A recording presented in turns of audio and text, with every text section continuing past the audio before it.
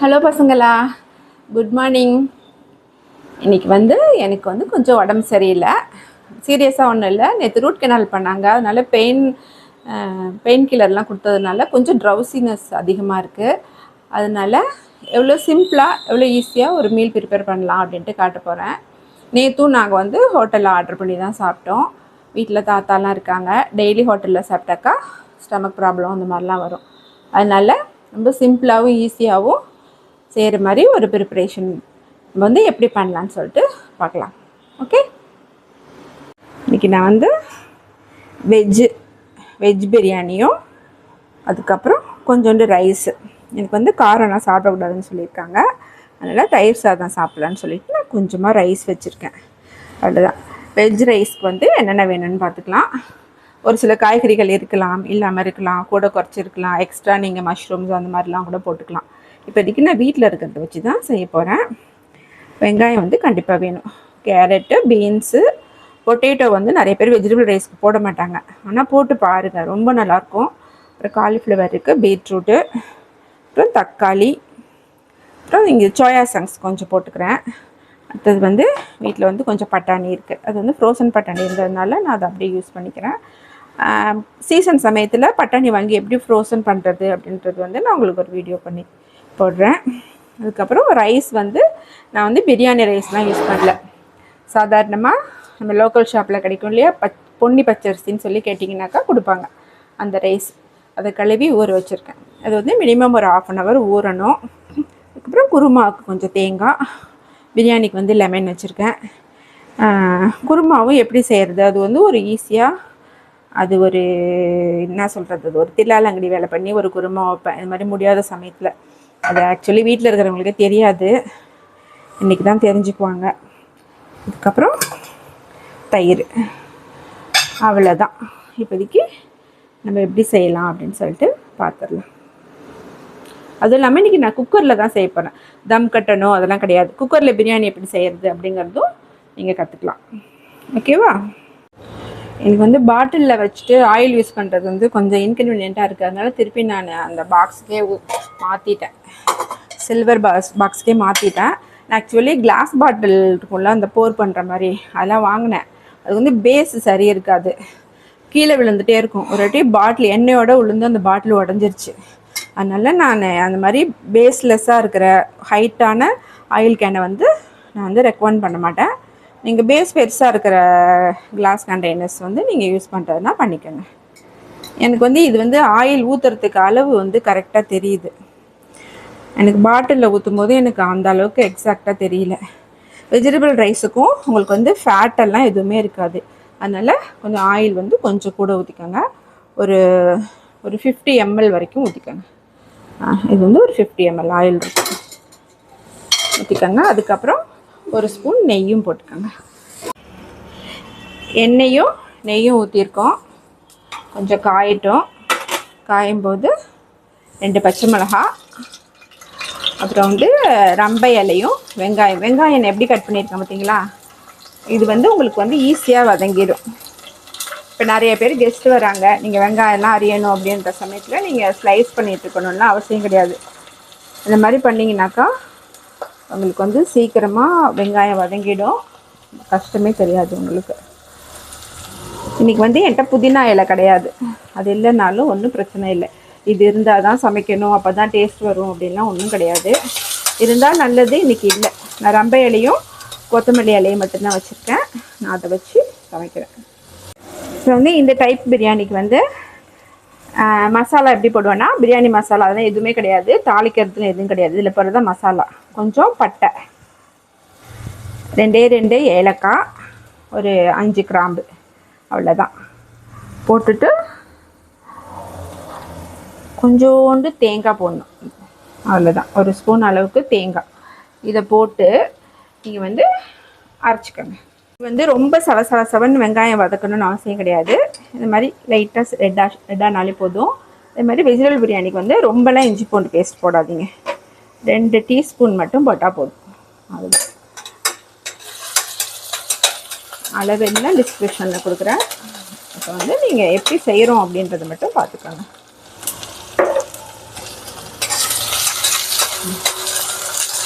இஞ்சி பூண்டு போட்டு இதுவும் ரொம்ப வதக்கணும் அப்படின்னா கிடையாது.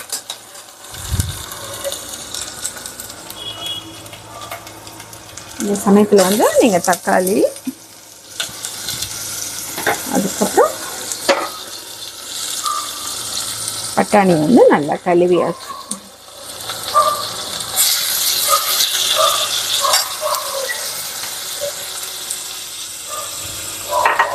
சோயா சங்க்ஸ் இருக்குல்ல, இதை வந்து நம்ம நல்லா ஊற வைக்கணும். சுடு தண்ணியிலலாம் ஊற வைக்க வேண்டாம், சும்மாவே ஊற வச்சா போதும். நல்லா ஊற வச்சு 2-3 வாட்டி நல்லா கழுவிடுங்க. கழுவிட்டு அதுக்கப்புறம் நல்லா அப்படி ஸ்க்வீஸ் பண்ணி இப்படி போட்டுருங்க.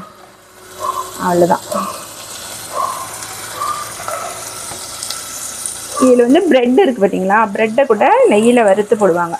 ப்ரெட்டு, பன்னு அதெல்லாம் அது எப்போ பண்ணணுன்னாக்கா ஆஃப் பண்ணிவிட்டு அந்த ப்ரெட்டு பன்னெல்லாம் கலந்து ஒரு கலக்கி எடுத்து வச்சிடணும். அவ்வளோதான். அதெல்லாம் அந்த காலத்தில் கல்யாண வீட்டிலலாம் அப்படி தான் போடுவாங்க. அந்த பன்னு அவ்வளோ டேஸ்ட்டாக இருக்கும். இன்றைக்கி நான் அதெல்லாம் போடலை. இப்போ வந்து எல்லா வெஜிடபிள்ஸும் போட்டுக்கலாம். உங்களுக்கு என்னென்னலாம் பிடிக்குமோ எல்லாமே போட்டுக்கோங்க. போட்டுட்டு வதக்குங்க. வதக்கிட்டு மஞ்சத்தூள் போட்டேன். பாருங்க, ஒயிட் ரைஸும் இந்த பக்கம் வச்சுட்டேன் இந்த அடுப்பில். அது விசில் வரப்போகுது. இப்போ வந்து மஞ்சத்தூள் போட்டாச்சு. அடுத்தது தனி மிளகாத்தூள். தனி மிளகாத்தூள் வந்து 1 ஸ்பூன். காரத்துக்கு தகுந்த மாதிரி போட்டுக்கோங்க. ரொம்ப காரம் பிடிக்கும்னாக்கா கொஞ்சம் எக்ஸ்ட்ரா. நீங்கள் வெஜிடபிள்ஸ்லாம் கொஞ்சம் அதிகமாக இருக்கிறதுனால நான் இன்னும் ஒரு 1/2 ஸ்பூன் போட்டுக்கிறேன், போதும். இது மட்டும்தான் காரம். அந்த 2 பச்சை மிளகாவும் இதுவும் தான் காரம். இது போதும். ஓகே. இப்போ வந்து அடுப்பு ஆஃப் பண்ணியாச்சு. அது ஆஃப் பண்ண மறந்துட்டேன், அதனால 2 விசில் வந்துச்சு. ஒன்றும் ப்ராப்ளம் இல்லை, இது ஹேப்பன்ஸ். இப்போ வந்து இதை வந்து நல்லா வதக்கிக்கணும். வதக்கிட்டு என்ன பண்ணணும்னு கேட்டிங்கனாக்கா தயிர். இன்னும் எதுவுமே சரியாக வதங்கலை, சரியா? இப்போ நம்ம என்ன பண்ணணும்னாக்கா 2 ஸ்பூன் தயிர் ஊற்றலாம். தயிர் போட்டுட்டு அடுப்பை வந்து நான் சிம்மில் வச்சுட்டேன். தயிர் போட்டுட்டு நல்லா வதக்குங்க.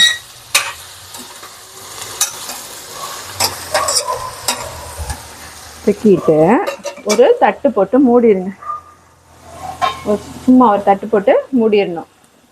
மூடிட்டு அடுப்பை சிம்மில் வச்சுட்டு ஒரு 7 மினிட்ஸ் அதை டிஸ்டர்பே பண்ணாதீங்க. அந்த மசாலா, காய்கறி எல்லாமே சேர்ந்து அந்த பச்சை வாசனையெல்லாம் போய் ஒரு நல்ல ஃப்ளேவர் கொடுக்கும். அது வரைக்கும் இதை டிஸ்டர்ப் பண்ணாதீங்க. சும்மா ஒரு தட்டை போட்டு மூடி வச்சுருங்க. அவ்வளோதான். வந்து ஓப்பன் பண்ணி பார்ப்போம்.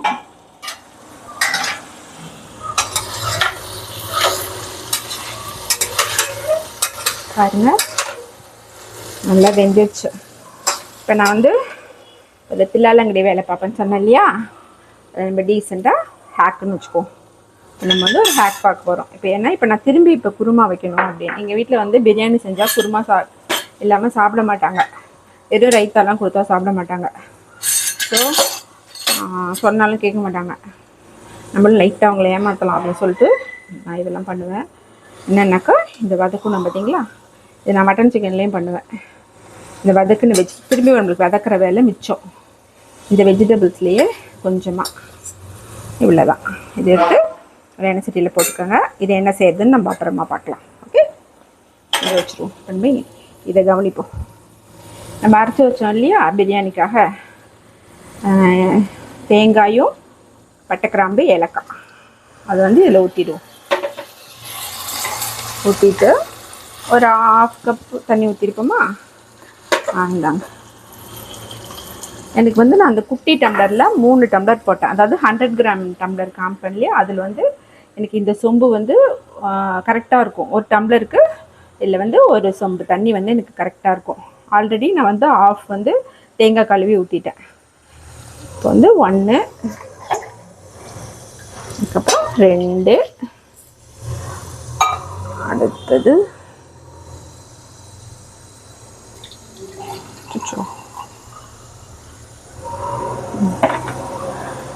வந்து கொஞ்சம் கம்மியாக ஊற்றிருக்கேன். போதும், இது போதும். போட்டுட்டு இப்போ உப்பு போடுவோம். இன்றைக்கி பார்த்தீங்கன்னாக்கா உங்களுக்கு வந்து கொஞ்சம் கூட இருக்குது. இப்போ போட்டாச்சு. அதாவது தண்ணி வந்து கொஞ்சம் கூட இருக்குது, ரொம்ப இல்லை. இப்படியே நம்ம தம்பை இது பண்ணலாம், விசில் விடலாம், ஒன்றும் ஆகாது. இருந்தாலும் கொஞ்சம் கொதிக்கட்டும். கொதித்ததும் ரைஸ் போட்டுட்டு அதுக்கப்புறம் நம்ம தம் விடலாம். அதுக்கு முன்னாடி அடுப்பை ஹையில் வச்சுட்டு லெமன் இருக்குது பார்த்தீங்களா, லெமன் வந்து கொட்டையெல்லாம் எடுத்துருங்க. எடுத்துட்டு ஒரு கொட்டை இருந்தால் கூட சாப்பிடும்போது உங்களுக்கு பயங்கரமாக கசக்கும் வாயில் மாட்டுச்சுன்னா. இதில் வந்து ஒன்றும் கொட்டையெல்லாம் இல்லை. ஸோ நல்லா ஸ்குவீஸ் பண்ணியாச்சு. தண்ணி கொதித்ததும் ரைஸை போட வேண்டியது தான். ரைஸை போட்டுட்டு இப்போ கொஞ்சம் கொத்தமல்லி தழை போட்டுக்குவோம். அப்புறம் ஆஃப் பண்ணதும் கொஞ்சம் போட்டுக்குவோம். புதினா இந்த இல்லை வீட்டில், ஒன்றும் பிரச்சனை இல்லை. ஓகேவா? கொதிக்கட்டும். மிக்சியில் தேங்காய், பட்டை, கிராம்பு, ஏலக்காய், அப்புறம் ஒரே ஒரு ஸ்பூனு சோம்பு, அப்புறம் அது பேர் என்ன, கொஞ்சோண்டு வெங்காயம், ஒரு 1/4 வெங்காயம், அதுக்கப்புறம் முந்திரி பருப்பு. முந்திரி பருப்பு இல்லைனாக்கா பொட்டுக்கடலை, கசகசா வேணாலும் போட்டுக்கோங்க. இது வந்து குருமாவுக்கு அரைக்க போகிறோம். உங்களுக்கு வந்து இது நல்லா அரைச்சிட்டு காட்டுறேன். குருமாவுக்கு இந்த காய்கறி எடுத்தோம் இல்லையா, அதில் வந்து ஒரே ஒரு ஸ்பூன் ஆயில் மட்டும் ஊற்றிக்கிட்டேன். இப்போ வந்து நம்ம மிக்சடு மிளகாத்தூள் இருக்கு இல்லையா, அது வந்து நான் ஒரு ஸ்பூன் போட்டுக்கிறேன். உங்கள்கிட்ட மிக்சடு தூள் இல்லைனாக்கா எப்போவுமே சரி, மிக்சடு தூள் இல்லை அப்படின்னா கவலைப்படாதீங்க. மிளகாத்தூள் 1 ஸ்பூன், 2 ஸ்பூன் மல்லித்தூள் அந்த மாதிரி போட்டிங்கனாக்கா உங்களுக்கு மிக்ஸ் தூளோட எஃபெக்ட் கிடைக்கும். இதெல்லாம் கொஞ்சோண்டு குரும்பா தான் வைக்க போகிறேன், அந்த காரம் ஆகிடும். அதனால் ஒரு 1/2 ஸ்பூன் அவ்வளோதான் போட்டு இந்த ஆயிலே லைட்டாக வதக்கிக்கங்க.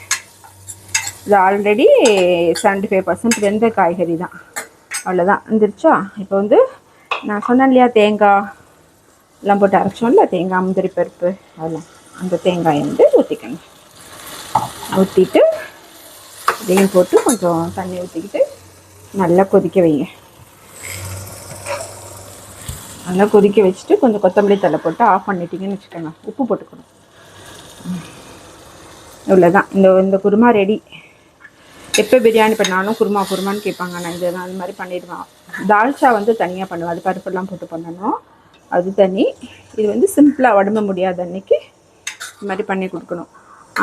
கொஞ்சம் டேஸ்ட் முன்ன பண்ண இருந்தால் கூட நம்ம ஃபேமிலி தானே, அதனால் ஒன்றும் சொல்ல மாட்டாங்க, அட்ஜஸ்ட் பண்ணிவிட்டு சாப்பிட்டுக்குவாங்க. ஆனால் நல்லா தான் இருக்கும். ஓகே, நல்லா கொதிக்கட்டுன்னு கொஞ்சம் தண்ணி ஊற்ற வேண்டிய வேலை. தண்ணி ஊற்றி நல்லா கொதிக்க வச்சுட்டு காட்டுறேன். கொஞ்சம் தண்ணி ஊற்றிட்டு உப்பு காரம் சரி பார்த்துட்டேன். இல்லை கொஞ்சம் காரம் கம்மியாக தான் இருக்குது, ஏன்னா நான் வெஜிடபிள் ரைஸ்லேயும் காரம் இருக்கும். ரெண்டுத்துலேயுமே காரத்தை போட்டிங்கனாக்கா சாப்பிட முடியாது. இது வந்து நல்லா கொதிக்கட்டும், மூடி வச்சுருவோம். அதுக்குள்ளே இங்கே நம்மளால் பார்க்கலாம் என்ன வெஜிடபிள் ரைஸ் என்ன ஆகிருக்குன்னு பார்ப்போம். கொதிக்க ஆரம்பிச்சிருச்சா? இப்போ வந்து இந்த ரைஸை போட்டுடலாம்.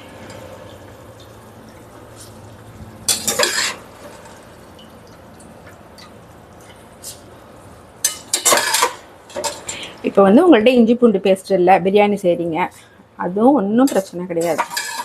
ஒரு 10 பல்லு பூண்டு, இந்த ரைஸ் அளவுக்கு சொல்கிறேன், ஒரு 10 பல்லு பூண்டு எடுத்துக்கோங்க. அதுக்கப்புறம் இஞ்சி ஒரு இன்ச் துண்டு, அவ்வளோதான், அது போதும். அது போட்டு ஒரு சுத்து மிக்சியில். அப்படி இல்லைனாக்கா நீங்கள் இடித்து கூட போடலாம். நீங்கள் வந்து ஃப்ரெஷ்ஷாக இஞ்சி பூண்டு அரைச்சி பிரியாணி செஞ்சீங்கன்னு வச்சுக்கோங்க, ரொம்ப நல்லாயிருக்கும். நான் வந்து அவசரத்துக்கு தான் இஞ்சி பூண்டெல்லாம் ஃப்ரிட்ஜில் வச்சுருக்கேன். இப்படி கொஞ்சமாக செய்கிறதுக்கு, அதுக்கு தான். நிறைய செய்யணும், கெஸ்ட் வராங்க அப்படின்ற சமயத்துலலாம் நாளே பூண்டெல்லாம் உரித்து வச்சுருவேன். இஞ்சி பூண்டெல்லாம் உரித்து எடுத்து வச்சுருவேன். மறுநாள் வந்து ஃப்ரெஷ்ஷாக அரைச்சி தான் பிரியாணி செய்வேன். இது வந்து இப்போ இவ்வளோ வந்துருச்சு. இப்போ என்ன பண்ணணும், ஒரு 5 மினிட்ஸ் கொதிக்க வச்சுட்டு மூடணும். இல்லைனாக்கா தண்ணியெல்லாம் பொங்கி வந்துடும், அரிசி வந்து வேகாது. ஏற்கனவே சொல்லி கொடுத்துருக்கேன் இல்லையா, அதான். வெயிட் பண்ணுவோம். குருமா வச்சுட்டு ஒரு 5 மினிட்ஸ் ஆயிடுச்சு, போதும் கொதிச்சது. தேங்காய் ஊற்றி ரொம்ப நேரம் கொதிக்க வைக்கக்கூடாது. கொஞ்சமாக கொத்தமல்லி தழை போட்டுட்டு மூடி வச்சிடலாம். Okay, kurma ready, rice ready, தயிர் இருக்குது, நேற்று வச்ச ரசம் கூட இருக்குது, அதை வச்சு நாங்கள் சாப்பிட்டுப்போம். ஊறுகாய் இருக்குது. இப்போ வந்து நல்லா கொதிக்க ஆரம்பிச்சிருச்சு. அவ்வளோதான், 5 மினிட்ஸ் ஆயிடுச்சு. இந்த சமயத்தில் வந்து பண்ண தண்ணி அதிகமாக இல்லாமல் ரெண்டும் அப்படியே மிக்ஸ் ஆன மாதிரி தெரியுதுல்ல. மேகி கன்சிஸ்டன்சி கிடையாது, அதுக்கும் முந்தின கன்சிஸ்டன்சி. கலந்து விட்டாக்கா ரைஸ் தெரியணும். இப்போ அடுப்பை வந்து ஃபுல்லாக சிம்மில் வச்சுருங்க. சிம்மில் வச்சுட்டு குக்கரில் வந்து டயர் போடுங்க. அந்த ஹோல் அடப்பெல்லாம் எதுவும் இருக்கான்னு செக் பண்ணுங்கள். நல்லா பண்ணி தான் வச்சுருக்கேன். இப்போ அடுப்பை வந்து ஃபுல் ஹையில் வச்சுட்டு அதுதான் வெயிட் போட்டாச்சு. ஒரே ஒரு விசில் வந்ததும் ஆஃப் பண்ணிடலாம். பார்த்தீங்களா எவ்வளோ சிம்பிளாக சமையல் முடிஞ்சிருச்சு பார்த்தீங்களா. அப்புறம் வந்து நம்ம வெங்காய பச்சடி இல்லை முட்டை ஆம்லேட்டு இல்லை வேக வச்சது எது வேணுமோ அதெல்லாம் நம்ம எக்ஸ்ட்ரா ஆட் பண்ணிக்கலாம். நான் இன்றைக்கி அதெல்லாம் ஒன்றும் பண்ண போகிறதில்ல. இவ்வளோ தான்.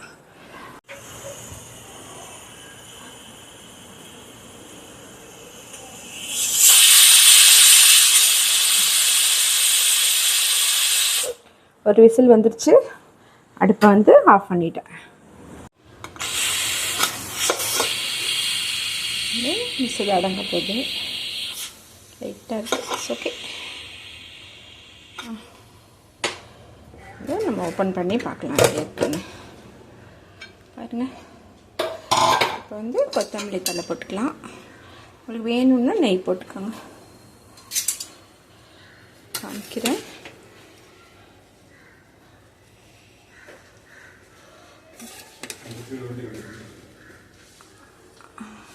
அவ்வளோதான். இது வந்து நல்லா ஃப்ரீயாக பிடிச்சிக்கிட்டு கலக்கணும். சும்மா நீங்கள் இப்போ பார்த்துக்கோங்க.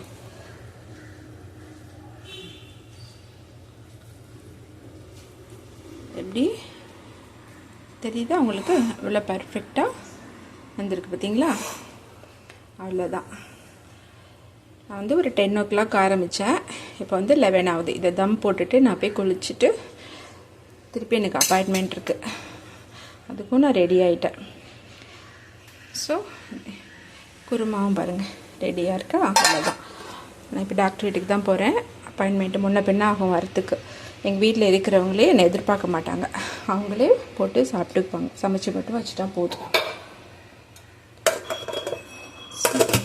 அவ்வளோதான். இது அப்படியே சூடாகவே இருக்கும். இதில் மூடி வச்சுட்டோம்னாக்கா. ஓகே பசங்களா, பார்த்தீங்களா நான் 1 hourல லஞ்சையும் முடிச்சுட்டு குளிச்சுட்டு டாக்டர் வீட்டுக்கு கிளம்பிட்டேன். அவ்வளோதான் சமையல். எவ்வளோக்கு அவ்வளோ சிம்பிளாக செஞ்சு ஹெல்த்தியாக சாப்பிட்றீங்களோ அவ்வளோக்கு அவ்வளோ நல்லது. Happy cooking.